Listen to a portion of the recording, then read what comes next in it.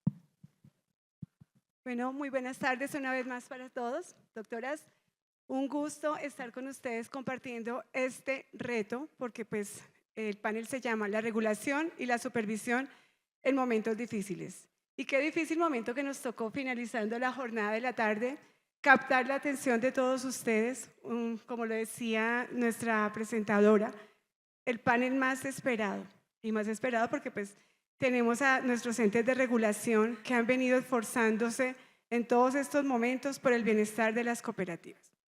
Bueno, para agilizar, porque sé que algunas personas tienen que desplazarse, pues demos inicio con nuestro panel de preguntas. Esta va dirigida a todas nuestras expositoras. Dice, teniendo en cuenta los desafíos que enfrenta actualmente el sector financiero cooperativo en Colombia, ¿qué iniciativas o medidas han implementado desde los entes de regulación para abordar estas problemáticas y promover un desarrollo sostenible del sector? Doctora Denise. Bueno, muy buenas tardes a todos. Para responder esa pregunta, pues me permito irme un poco hacia atrás en el tiempo. Desde la unidad llevamos alrededor de 10 años impulsando un proceso de actualización regulatoria para el sector, precisamente buscando ese fortalecimiento. Recuerdo que desde hace esos 10 años pensábamos que era una necesidad importante de las organizaciones fortalecer su estructura de gobernanza y actualizar su marco regulatorio prudencial. Contaban con unas normas que tenían un nivel pues, de rezago importante. Y ahí es donde ustedes vieron materializados el decreto 037 de 2015 y el decreto 962 de 2018. Pero dijimos, hecho esto, ese era el camino por recorrer. Entonces nos detuvimos un momento y ahí fue donde surgió esa hoja de ruta solidaria que ustedes conocen, que le apunta a 5 objetivos estratégicos, pero que además tenía la visión de contar con un sector resiliente, competitivo y que además se consolidara como un vehículo de inclusión financiera. ¿Qué dijimos en ese momento? La actualización regulatoria prudencial sigue siendo un pilar para el sector cooperativo de ahorro y crédito. Fortalecer la gobernanza sigue siendo un pilar para el sector, pero adicionalmente dijimos vale la pena reforzar esas herramientas que hacen que el sector pueda ser un apalancador de la inclusión financiera y crediticia. También dijimos, vale la pena fortalecer esa red de seguridad del sector. Ya habíamos tenido unos avances cuando creamos la Comisión Intersectorial del Sector de Ahorro y Crédito y por primera vez las entidades de gobierno con competencia pues en estos temas o en hacerle monitoreo al sector nos sentábamos para preguntarnos cómo vamos, qué hay que hacer entre todos, de qué manera podemos reaccionar oportunamente.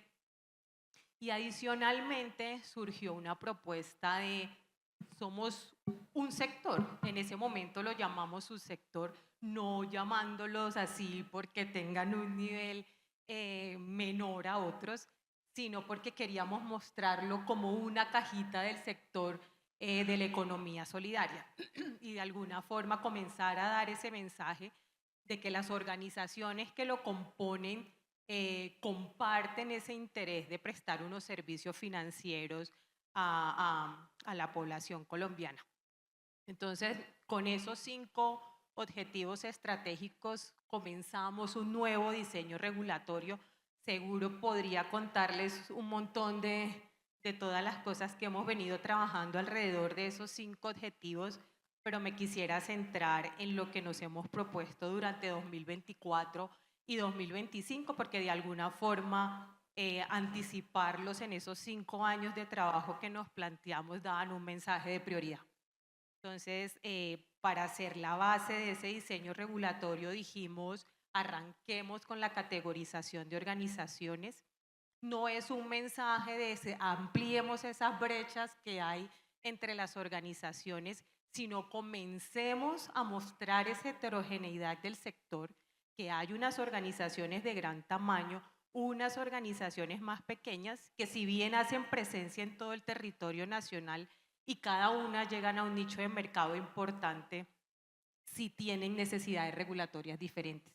Mientras para unas es más importante tener unas herramientas de apoyo en las que las podamos ayudar a que fortalezcan esa capacidad de gestión, existen otras que tienen las herramientas para hacerlo y tal vez lo que vale la pena hacer es potenciar el desarrollo de sus operaciones o la forma en que están desarrollando sus operaciones. Esa es la base y lo que nos ha tomado trabajo durante 2024. También hemos trabajado en esa iniciativa de la que hemos hablado recurrentemente durante la jornada que llamamos Centro de Servicios Compartidos, pero les anticipo, durante este análisis de este proyecto hemos identificado que hablar de centros de servicios se nos queda corto, que en realidad lo que necesitamos es explorar todas las herramientas de apoyo con que cuenta el sector y ahí se nos unen esquemas de cooperación y coordinación que surgen entre entidades del sector y se nos suman la forma en que acuden apoyos externos calificados. Creo que hoy nos han venido dando una muestra de diferentes firmas que quieren ofrecer esos servicios y desde el regulador nuestra tarea es garantizar que cuando lo hagan con un mínimo de idoneidad, asesorar, digamos, a través de las regulaciones a las organizaciones para que lo hagan de la mejor manera, para que no acudan a firmas que de pronto no les hagan mover esa aguja y hacerlo pues en las mejores condiciones. Entonces nos hemos atrevido a ampliar esa iniciativa.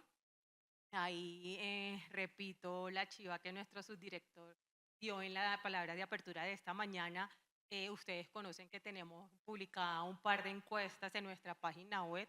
Reitero la invitación para que participen. Ya tuvimos la oportunidad en las jornadas de capacitación de FOGACOP de tener unas mesas de trabajo, pero sin duda esta es una herramienta que responde a unas solicitudes que ustedes nos vinieron haciendo de qué forma nosotros participamos en la construcción regulatoria, de qué forma podemos hablar con ustedes sobre lo que están haciendo. Entonces esto nos permite llegar una a una. La aclaración es, son 2 encuestas, una está dirigida a los oferentes de centros de servicio o posibles oferentes, ahí queremos tener un mapeo de cómo está el sector por el lado de la oferta, y hay otra dirigida a las organizaciones. Esta es bien extensa, pero porque hay información importante que recabar, tengan un poquito de paciencia, porque además es un ejercicio de largo aliento. Viene otra de cobertura y liquidez, no se sientan saturados, simplemente queremos cerrar este año con ese diagnóstico y en 2025 ver materializada muchas iniciativas. Yo creo que me puedo quedar aquí sentada hablándoles un montón de cosas, pero nada, y la invitación a que conozcan nuestra agenda normativa y en la hoja de ruta están todos los proyectos de decreto que tenemos planteados para 2024-2025. Estamos intentando ser juiciosos con ese plan de acción. Gracias, doctora. Doctora María Elena. Gracias, Janet. Bueno, creo que dijiste casi todo, Dere. Casi no nos dejó espacio para decir. Pero quisiera reforzar en el decreto 1997 de 2019, donde se creó la Comisión Intersectorial del Subsector de Ahorro y Crédito.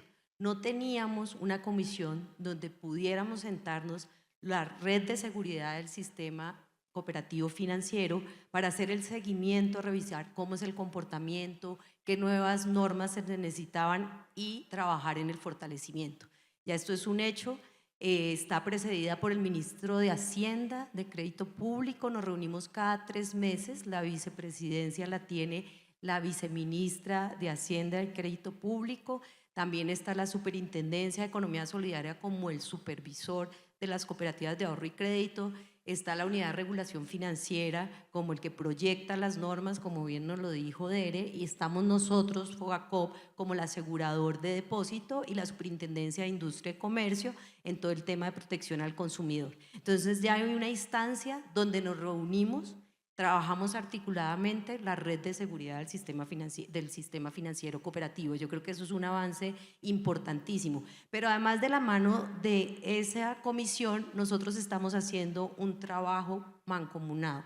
En pro del sector, nos sentamos con las agremiaciones, nos sentamos con las cooperativas, pero nos hablamos entre todos, con la unidad solidaria, con todos los organismos del Estado que hacen parte del ecosistema solidario cooperativo y cooperativo de ahorro y crédito. Entonces creo que en estos últimos años se ha dado ese avance importantísimo.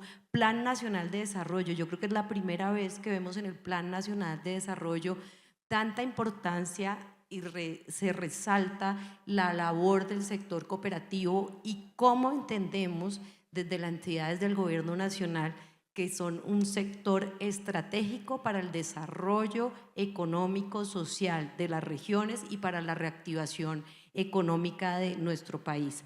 Entonces, pues vemos también y lo vimos por la mañana en el panel de la banca de segundo piso, cómo se está volcando también todo ese trabajo y se ha hecho toda una apertura para que a través del sector cooperativo de ahorro y crédito se pueda irrigar recursos, tanto para empresas, pequeñas, medianas empresas, también para el tema agrícola, para el tema de regiones, pero lo que buscamos es eso, que sea a través del sector cooperativo que podamos hacer esta reactivación de nuestro país que ya ha empezado. Entonces yo creo que se ve con evidencias todo el trabajo que se ha hecho.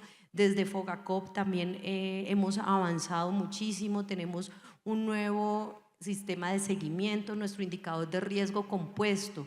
¿Qué quisimos? No seguir haciendo un monitoreo, pues un seguimiento, acompañamiento a nuestras cooperativas con los mismos indicadores de la banca. Entonces lo que dijimos fue, miremos todo el historial, el comportamiento de las cooperativas y junto con las cooperativas hicimos un indicador propio del sector, donde se tienen en cuenta las particularidades del sector. Y esto lo hemos podido compartir con Finagro, con Findeter, para que ellos hagan también una medición distinta y teniendo en cuenta esas particularidades. También tuvimos un acercamiento y hago un reconocimiento a toda la subdirección técnica de cooperativas de Fogacop. Nosotros no estábamos, el sector cooperativo de ahorro y crédito y financiero, no aparecíamos en los informes de estabilidad financiera del Banco de la República. Esto es un avance importantísimo. El mes pasado ya salimos y vamos a seguir saliendo, toda la información se la estamos proveyendo desde la Subdirección Técnica de Cooperativas, nos estamos haciendo visible, es un sector que nos estamos haciendo más visible, que necesitamos que sigamos creciendo, que ya no sean 4 millones de asociados, sino que sean muchísimos más. Como lo decía en las palabras de inicio, necesitamos que la mayoría de personas sea asociada a una cooperativa, sea de ahorro y crédito o asociada del sector real, cualquier tipo de cooperativa, pero esto es una forma maravillosa de crecer, de hacer país y seguir fortaleciéndonos. Ya también podría hablar un montón, pero te voy a dejar también tu parte. Doctora María José. Muchísimas gracias. Bueno, desafíos, retos. Yo creo que más allá de, digamos, de los retos a nivel de normativo, que son todos. Creo que si vemos desde las dos, digamos, leyes, marcos del sector solidario y lo que se está ahorita impulsando en el Congreso de la República, más lo que está haciendo la Unidad de Regulación Financiera, más el esfuerzo que está haciendo Fogacop, más el esfuerzo que está haciendo la Superintendencia, nos quedamos cortos con todo lo que hace falta. Creo que hay un elemento esencial, para mí es la hoja de ruta. La hoja de ruta marca el camino, marca la vía hacia donde debemos avanzar. Tiene unos productos claros, tiene unas acciones claras, tiene unas líneas claras y hacia allá estamos avanzando con centros de servicios compartidos y se vienen muchos, digamos, elementos más para poder fortalecer el sector solidario a través de digamos, el cumplimiento de las acciones en el marco de esta hoja de ruta. Pero más allá de eso, porque podría también quedarme aquí hablando toda la tarde de no solamente lo que estamos haciendo, sino de lo que falta por hacer, quiero hacer un llamado a la reflexión, sobre todo de cara a la sostenibilidad del sector, de cara a que nos pensemos. Hace poco estuvimos en la superintendencia haciendo un ejercicio de planeación hasta el 2040 y nos preguntábamos, bueno, ¿cómo se ve la superintendencia en el 2040? La superintendencia no se puede visionar en el 2040 sin pensarnos cómo va a estar el sector de la economía solidaria en el 2040. Sin pensarnos en el sector no podríamos pensarnos en la superintendencia. Entonces, en el marco también de ese ejercicio, planteamos, digamos, alrededor de una conversación muy productiva alrededor de la sostenibilidad del sector y qué necesitamos para que pues, en el 2040 no sean 7 millones de asociados y asociadas, sino que sean 20 millones de asociados y asociadas y sus familias, para que podamos, en el entendido que el modelo alternativo de la economía, como lo es el modelo solidario, es transversal a todos los sectores de la economía, pueda llegar a otros sectores. Entonces ya estamos hablando de, por ejemplo, un sector prioritario para el gobierno nacional, como lo es la transición energética y todos los proyectos alrededor de sostenibilidad. Hablaba hace unos días con unas personas del Ministerio de Minas y Energía y me decían, es a través del modelo solidario como podemos construir, digamos, este proyecto de transición energética. No tenemos hoy como gobierno empresas de base que nos ayuden digamos, a impulsar este proceso de transición energética. Entonces, el llamado, digamos, a pensarnos en los desafíos o de cara a los desafíos actuales es pensarnos un poco el sector en el mediano y en el largo plazo. Sé que tenemos muchos retos en la actualidad y que estamos avanzando en ello, pero yo creo que debemos dar un salto hacia la competitividad, un salto casi como el salto de Katherine Ibargüen, nuestra medallista olímpica, un salto de verdad retador, porque nos toca, digamos, una carrera rápida hacia ponernos en el mismo partidor casi y ser competitivos en un sistema financiero, digamos, cada día más fortalecido. Y ahí yo creo que la Superintendencia y Fogacop y la Unidad de Regulación Financiera somos vitales en ese ejercicio, en el ejercicio de comprender que el modelo integrado de regulación, supervisión, protección de los ahorros debe contar con unas instituciones que entiendan que el fin o el objetivo es el fortalecimiento de un modelo económico que es el modelo del presente y del futuro.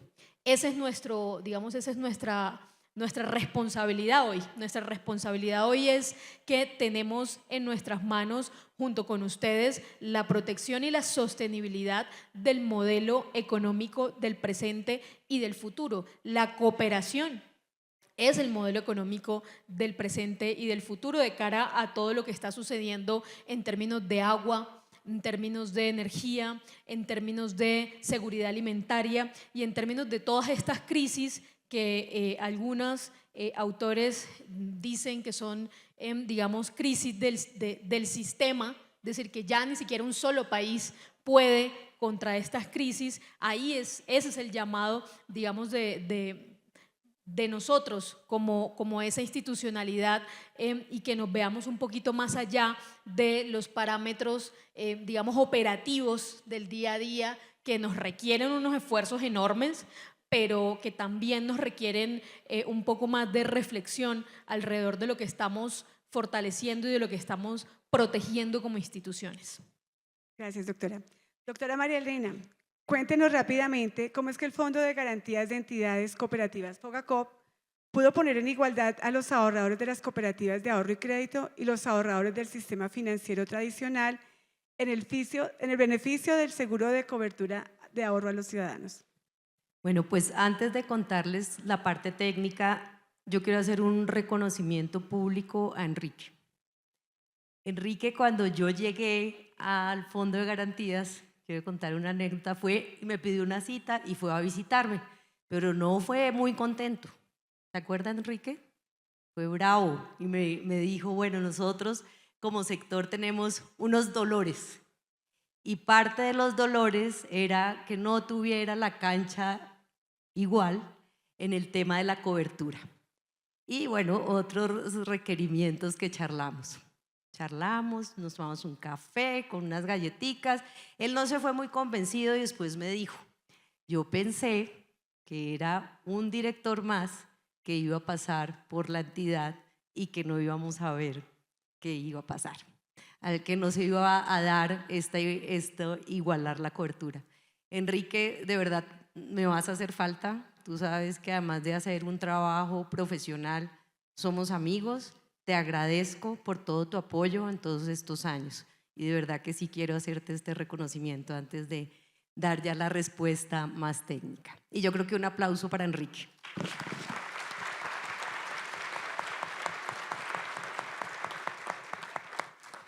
Bueno, nosotros cuando desde FOGACOP dijimos y dentro de nuestra planeación estratégica que queríamos convertirnos en ese aseguradores con los altos estándares internacionales. Nosotros hacemos parte de la Organización Mundial de Aseguradores de Depósito y tenemos que estar en línea con esos estándares internacionales porque ese es el servicio que deben tener ustedes como cooperativas y por supuesto los depositantes y asociados de las cooperativas inscritas a FOGACOP.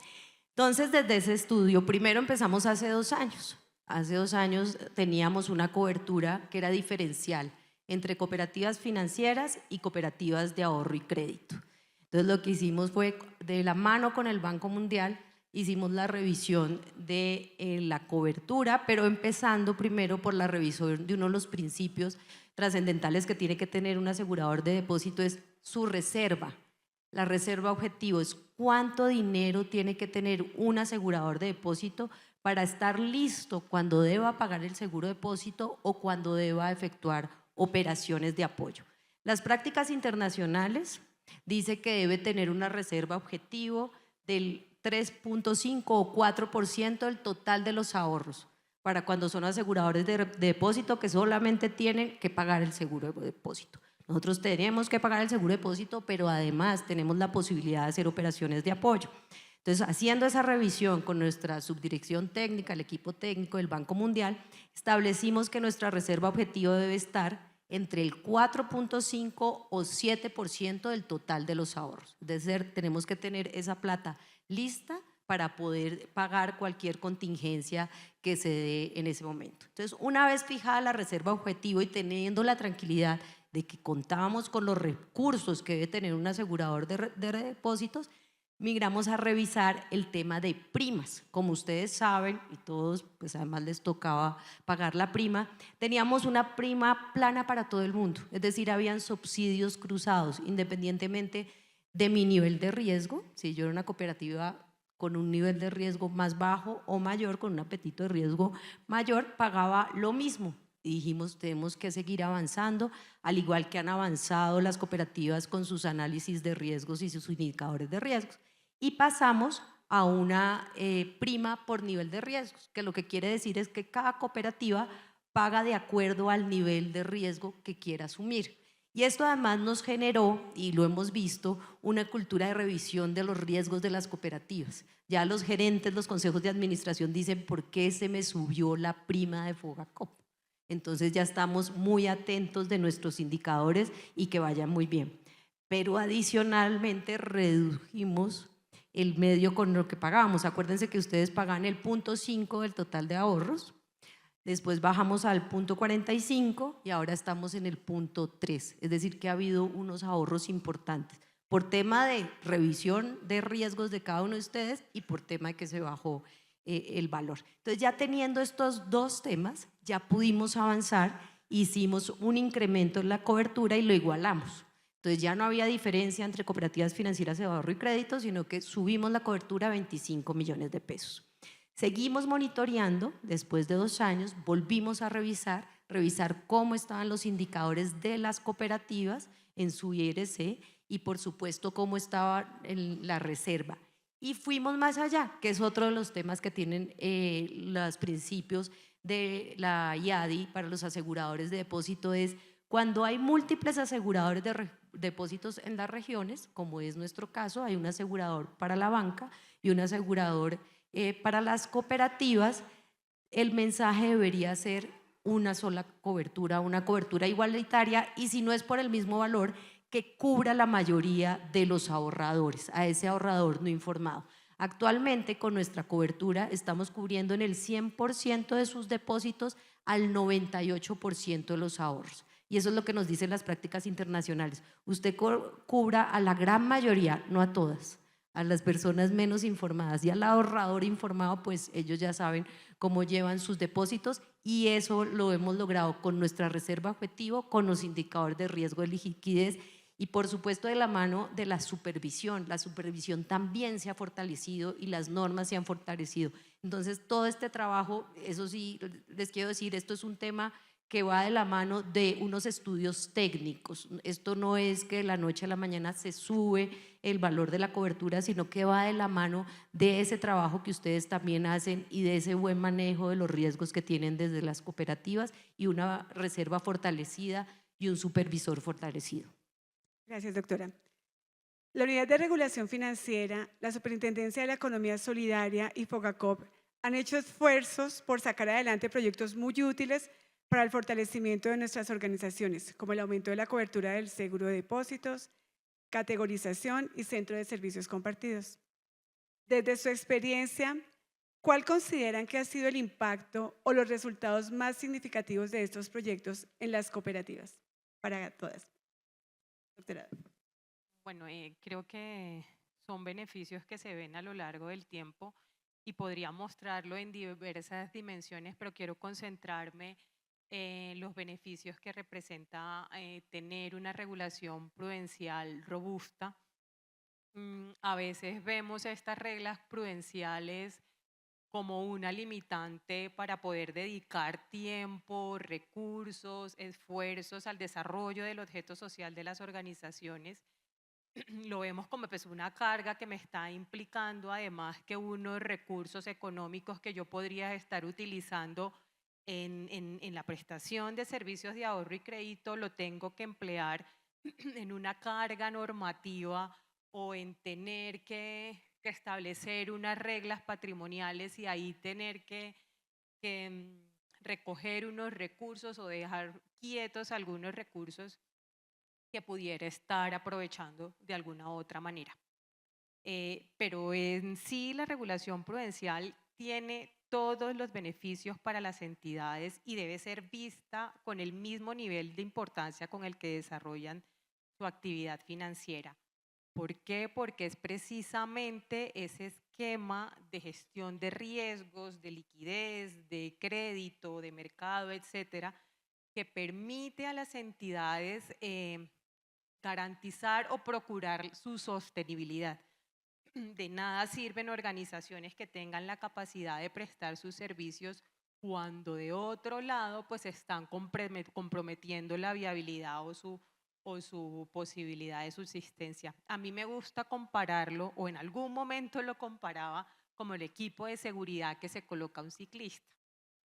Pero con todo lo que hemos venido trabajando recientemente, pienso que vale la pena incorporar otro ingrediente y comienzo a ver la regulación prudencial como los cimientos de una edificación. Son de esas cosas que no se ven. Es más visible la parte de arriba de una construcción, allí es donde habito, eso es lo que me presta algún servicio. Pero de alguna forma esos cimientos son los que me garantizan que ante un evento que pueda comprometer o llegar a significar una pérdida parcial o total de ese recurso, pues es lo que me garantiza que no salga tan perjudicada. Y digo que le sumo otro ingrediente porque resulta que con el paso de los años, esos cimientos puede que se nos queden rezagados y pueda que vaya evolucionando la forma en que esos cimientos se construyen y comienzan a aparecer nuevos elementos de construcción, incluso algunos de mejor calidad y a mejor costo. Y ahí es donde entra la regulación prudencial y ese deseo del regulador que más que querer poner más carga regulatoria, lo que busca es garantizar mejor esquemas regulatorios. Entonces aquí aprovecho y hago la invitación de no veamos las reglas prudenciales como más trabajo, más que yo no puedo soportar, sino es la forma de optimizar lo que ya realizan y de alguna forma llevar a las organizaciones a que puedan cumplir estándares o buenas prácticas que incluso ya están funcionando de manera exitosa en otros países o aquí localmente. Entonces creo que ese es el gran beneficio de que tengamos un marco regulatorio actualizado, novedoso y que además vaya atendiendo la forma en que evolucionan los mercados. Doctora. Hola, ya. Bueno, yo creo que lo más importante es la generación de confianza. Yo creo que este trabajo articulado, este fortalecimiento normativo de la regulación prudencial, este ajuste al modelo de supervisión para que realmente sea un modelo de supervisión basado en riesgos, genera confianza no solamente al interior del sector, sino que genera confianza a todas las entidades públicas y privadas para que pues, puedan ver realmente en el sector de la economía solidaria un aliado estratégico para, digamos, desarrollar o avanzar en diferentes iniciativas, proyectos y demás. Aunque no parezca, el tema de la confianza es fundamental para el sector solidario. Yo creo que todavía tenemos rezagos un poco de la crisis del sistema financiero cooperativo del 98. Y sorprendentemente, cuando vamos a visitar diferentes entidades, a nosotros todavía como superintendencia nos toca hacer pedagogía de qué es el sector, de cómo funcionan las cooperativas, de cuál es la, digamos, naturaleza jurídica de las diferentes empresas o tipos de empresas en el sector solidario. Sí hay un rezago en ese sentido del conocimiento como tal del sector, pero también digamos, había un rezago en esa generación de confianza. Entonces yo creo que es muy importante este trabajo articulado que estamos haciendo hoy. Es muy, muy importante además que podamos seguir fortaleciendo la regulación y el modelo de supervisión. Les cuento algo, María Elena, Daenerys y a todos.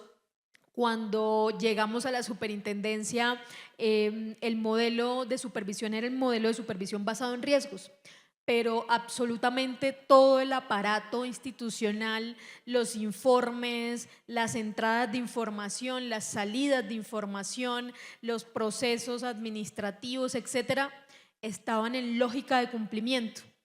Entonces, ahí ya había un choque. O sea, ahí ya no calza, digamos, lo que estamos intentando hacer, que es mitigar los riesgos y que es que ustedes tengan el chip de la mitigación y la prevención de esos riesgos que, por supuesto, van más allá de los temas, digamos, de riesgos financieros, sino también estamos hablando de riesgos legales, donde entra el gobierno corporativo a ser una parte fundamental de esos riesgos legales. Ahí no calza con la operativización de los procesos de la superintendencia y volcar toda esa operación a la supervisión basada en riesgos fue un reto que ustedes no se alcanzan a imaginar. Desde la cultura, desde la propia cultura al interior de la entidad, de cambiar el chip de cumplimiento y empezar a hablar en lógica de riesgos y de mitigación y de prevención y de indicadores, etcétera.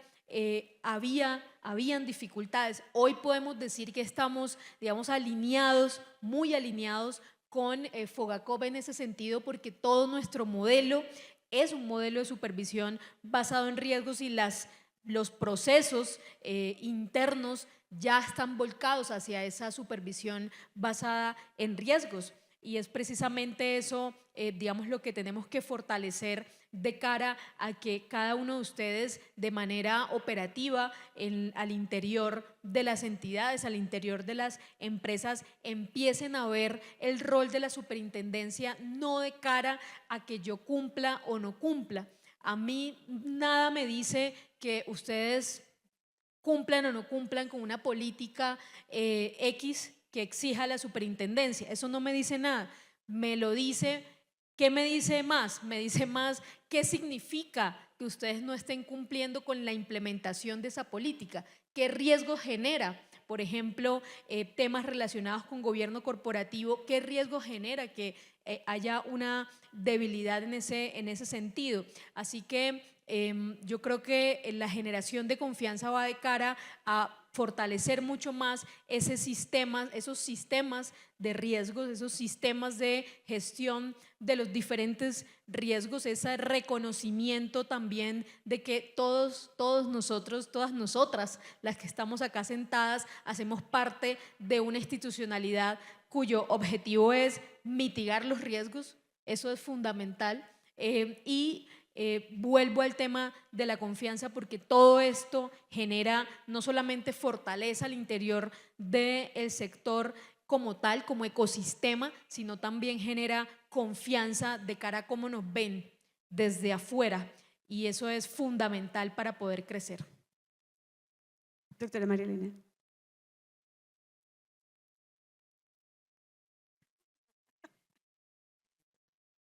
De todo lo que ha hecho a través de la superintendencia, ORF, Fogacop, ¿cuál considera que ha sido el impacto y resultados más significativos de estos proyectos en las cooperativas? Creo que ya lo dijo la superintendencia. La superintendente María José nos decía la generación de confianza. Creo que no solamente para los asociados, depositantes de las cooperativas, sino para la sociedad en general, ver todos estos avances que se ha tenido el sector, ver que hay unas normatividades con altos estándares, una supervisión con altos estándares, un asegurador de depósito con altos estándares, genera confianza. El tener la cobertura que tenemos hoy genera confianza. Un depositante ya puede ir a cualquier sector que quiera, bancario tradicional o cooperativo, y va a tener esa protección. Entonces, tener entidades de la red de seguridad del sector cooperativo financiero fuertes, que estamos trabajando de la mano, y como lo decía la superintendente, hay mucho por hacer, por supuesto, pero ya hay un camino muy avanzado, y creo que para todos los sectores siempre tenemos que estar caminando y no podemos parar, porque hay retos tecnológicos, hay retos de normatividad, no podemos detenernos nunca, tenemos que seguir avanzando y no podemos parar, porque si no los que vienen atrás nos van a alcanzar. Entonces hay un tema de competitividad y demás, pero hay unos avances maravillosos, tienen unas entidades comprometidas que quieren seguir aportando y generando valor para las cooperativas, y no se trata de tener menos supervisión, no se trata de no tener normas con altos estándares, o no se trata de tener un asegurador de depósito que no esté revisando también sus riesgos. Se trata, al contrario, de trabajar mancomunadamente para fortalecer el sector y generar esa confianza que dice la superintendente. Nosotros tenemos que seguir dando ese mensaje de tranquilidad y confianza en un sector que sigue creciendo, que está fortalecido y que tiene toda una red detrás de seguridad de ese sector. Gracias, doctora. Doctora Daenerys, Con la nueva segmentación de las cooperativas, hay mucha desinformación al interior de las cooperativas de cómo será el funcionamiento de los centros de servicios compartidos.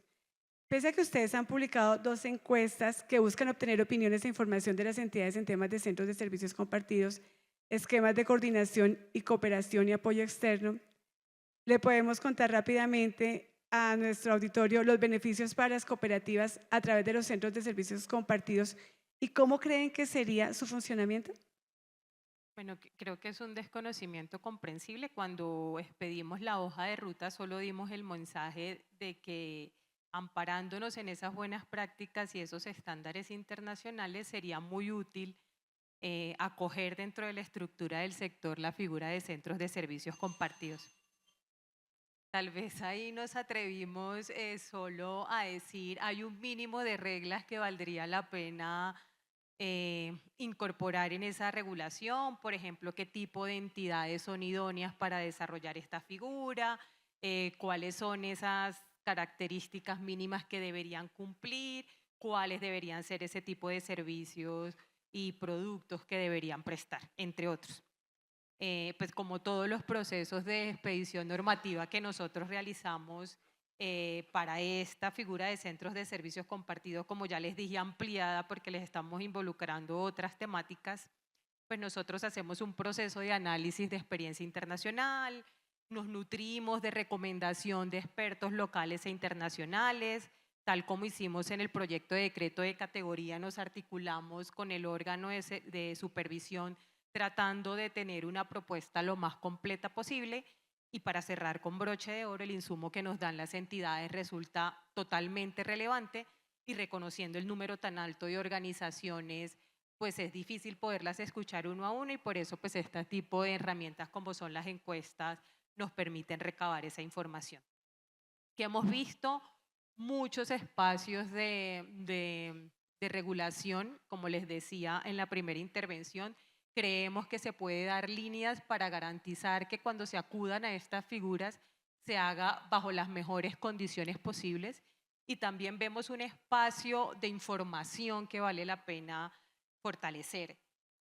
Nos encontramos con que existe ya dentro del sector posiblemente la figura de centros de servicios compartidos que ya le están utilizando, pero cuando vamos a preguntar, no existe quien nos dé razón de cuáles son. A cuáles son los que acuden, cuáles son esos, y es posible que muchas organizaciones lo estén haciendo porque me resulta familiar esta firma, sea persona natural o jurídica, o porque ve esta otra cooperativa lo hace, venga yo también lo hago, o que existan centros de servicios compartidos que tengan la suficiente capacidad de llevar con su capilaridad buenos servicios a todo el sector, pero se estén subestimando, no los estamos utilizando. Entonces, por eso la encuesta, para que nos permita hacer ese diagnóstico y con base en eso y en los aportes que ustedes nos den, comenzar a ir a nutrir esos espacios de regulación en líneas que ya nos estamos imaginando, fortalecimiento de la información, reglas mínimas de funcionamiento que garanticen la idoneidad de ese apoyo calificado y pues qué tipo de servicios o productos pudieran ser útiles para ustedes, pero además que pudieran generar un incentivo para un tratamiento regulatorio que sea acorde con esas categorías que planteamos en el proyecto de decreto. Gracias, doctora. Doctora María José, el próximo viernes 18 de octubre se firmará el Pacto por la Democratización del Crédito Solidario. Desde la Superintendencia de la Economía Solidaria, ¿cómo se va a accionar para que esto sea posible y qué esperan de las cooperativas dentro de este pacto? Bueno, muchas gracias por la pregunta. Bueno, hay un techo y digamos en términos de colocación de créditos en el sector y es que digamos hay una dificultad y una complejidad enorme para la consecución de recursos de fondeo. No solamente para las cooperativas de ahorro y crédito, mucho más para las cooperativas de aporte y crédito. Y ojo, hago énfasis acá porque haciendo, digamos, el análisis de las cooperativas de aporte y crédito, a pesar de que no, digamos, tienen unas, digamos, cantidades en términos de colocación, son muy, muy pequeñas. Si las comparamos con las de ahorro y crédito, están llegando a muchas más regiones. y en número pues superan son alrededor de 1000 las cooperativas de aporte y crédito. En ese sentido, yo creo que es muy, muy importante que nosotros como sector y que también nosotros como gobierno entendamos que si no nos articulamos alrededor de esta apuesta por la digamos, democratización del crédito o porque el crédito llegue realmente a donde tiene que llegar, no va a pasar nada, no vamos a tener avances. Nosotros nos hemos encontrado como superintendencia en muchos espacios donde básicamente tenemos el mismo propósito. Todos sabemos, lo decía esta mañana, qué es lo que tenemos que hacer, cuáles son las barreras, cuál es el diagnóstico, pero hace falta un tanto sentarnos y accionar, como tú muy bien lo dices, algunas acciones, algunas estrategias, algunas políticas que requieren la movilización no solamente de unos recursos, sino también de, digamos, unas instituciones, sobre todo alrededor del fondeo, para que podamos romper ese techo, para que podamos aprovechar, digamos, esa infraestructura que tiene el sector de la economía solidaria para llegar a regiones donde tenemos población desatendida por el sistema financiero comercial, por el sistema financiero tradicional. En ese sentido, la intención del Pacto por la Democratización del Crédito Asociativo es que podamos empezar a organizar la demanda de todas las apuestas, las estrategias, las acciones que como gobierno nacional se están emprendiendo de cara a la reactivación económica. ¿Y por qué digo esto? El gran cuello de botella. El gran cuello de botella es a dónde va a llegar esta oferta institucional. ¿Quiénes son los que realmente están en las regiones necesitando de este crédito productivo, de este crédito asociativo para generar o fortalecer unas unidades productivas alrededor de unas, digamos, cadenas productivas identificadas en esas regiones? Y allí el Estado se queda corto. El Estado se queda corto con su institucionalidad para llegar hasta allá. Y yo creo que esa institucionalidad social extendida es a través de el modelo o es a través de las empresas de la economía solidaria. En ese sentido, pues el compromiso del viernes es hacia allá, hacia cómo el gobierno nacional empieza a tener confianza, la tiene, pero a accionar mucho más, digamos, las tareas que debemos realizar para que esa demanda esté organizada. Y uno de los propósitos o uno de los compromisos del viernes será, digamos, la articulación con el Departamento Nacional de Planeación, quien está identificando proyectos estratégicos regionales de cara a la reactivación económica. Si digamos, las empresas solidarias no están dentro de esos proyectos estratégicos regionales, pues básicamente no habremos cumplido digamos, con el objetivo. Entonces, un tanto la apuesta es esa y lo que solicitamos nosotros como superintendencia al sector es que, lo decía en la respuesta anterior, podamos fortalecernos mucho más de cara al fortalecimiento de las capacidades. Porque si bien de este lado, digamos, tenemos una institucionalidad dispuesta a accionar, a generar unos elementos, unas acciones, unas líneas, de este lado también tenemos que fortalecer capacidades para poder estar listos y listas para esa oferta. En ese sentido, allí nos falta recorrer un camino mucho más largo, pero yo estoy segura que si lo hacemos juntos y juntas, yo estoy segura que si empezamos a articularnos o a cooperar con esquemas asociativos regionales, municipales, departamentales, hay muchos ejemplos, muchísimos ejemplos. En Antioquia, por ejemplo, nos encontrábamos con cooperativas cuyas, digamos, asociados y asociadas son solo personas jurídicas del sector solidario y asociaciones y juntas de acción comunal. Es decir, hay muchos ejemplos de articulación de esos esquemas asociativos. Entonces, estoy segura que con toda esta digamos, impulso que tenemos en materia de centros de servicios compartidos, en materia de transformación digital. Y yo quiero, bueno, acá me van a regañar, pero a mí me gusta lanzarme al agua. Estamos trabajando un proyecto piloto muy importante para las 172 cooperativas de ahorro y crédito con recursos de cooperación internacional para apoyar muchísimo más los temas de transformación digital. Y eso, digamos, va a ser de cara a este pacto por la democratización del crédito. Es decir, son muchas acciones, no es una sola, alrededor del fortalecimiento de las capacidades del sector, de las capacidades de las cooperativas y cómo enganchamos eso con la oferta. Pero es un dame y dame, casi. Es un dame y dame, es un dame de la oferta y de las líneas que el gobierno debe generar y que estamos impulsando como gobierno nacional, y es un dame de cómo me esfuerzo para poder mitigar los riesgos, para poder cada día ser más competitivos, para poder cada día cumplir en materia de gobierno y para poder además avanzar digamos, en todos los retos que hoy tenemos como sistema cooperativo financiero. Doctora, muchas gracias. Bueno, ya para cerrar, regulación, supervisión, seguro, confianza, dame, comunicación, todo tiene que ser en 2 vías. No es fácil tampoco para ustedes la supervisión en momentos difíciles, pero como lo hemos visto en el desarrollo del día, la preparación que se viene dando desde de estos entes para que nosotros tengamos más acceso a todo lo que el gobierno tiene, pues nos está fortaleciendo. Muchísimas gracias de verdad por todo ese esfuerzo. Gracias a todos.